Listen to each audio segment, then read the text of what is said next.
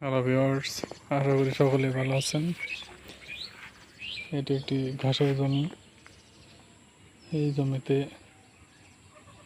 একদিক দিয়ে ঘাস কাটা হয় এবং আরেক দিক দিয়ে ঘাস বড় হয়ে যায়। এই সাইডের ঘাসগুলো কাটা হয়েছে এবং এই সাইডের ঘাসগুলো আবার বড় হয়ে যাচ্ছে।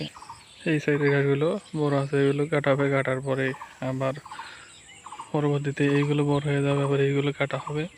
এরকম পর্যায়ক্রমে এক জমিতে ঘাস কেটে গরু চাষাবাদ করা হয়ে থাকে। বৃষ্টির পানি পড়ার কারণে চারদিকে প্রচণ্ড পরিমাণে ঘাস এবং জঙ্গল হয়ে গেছে। গ্রামীণ পরিবেশটা সাধারণত এমনই হয়ে থাকে, প্রচুর পরিমাণে বৃষ্টির সময় কাদা। এটি একটি আমের বাগান। এই বাগানে প্রচুর পরিমাণে আম ধরে থাকে। তো আগর থাকাকালীন এই আমগুলো আগেই পেকে শেষ হয়ে গেছে। বর্তমানে গাছে এখন আর একটি আমও নেই। পাশাপাশি এখানে একটি জমিও আছে। জমিতে প্রচুর পরিমাণে ফসল হয়ে থাকে, বিভিন্ন ধরনের ফসল। এই এখন বর্তমান পাট, এর আগে এই জমিতে রসুনের চাষাবাদ হয়ে থাকে।